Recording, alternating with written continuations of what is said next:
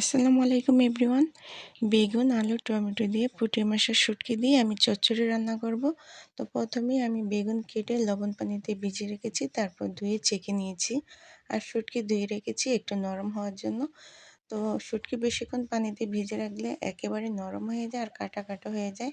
তো আমি পানিতে কখনোই ভিজে রাখি না, একটু ধুয়ে রাখি আগে থেকে, রান্না করার কয়েক মিনিট আগে। তো পেঁয়াজ ভেজে নেওয়ার পর আমি আদা রসুন পেস্ট ভালো করে কষিয়ে শুকনো হলুদ মরিচ আর জিরার গুঁড়া অ্যাড করে সামান্য পানি দিয়ে কষিয়ে নেব।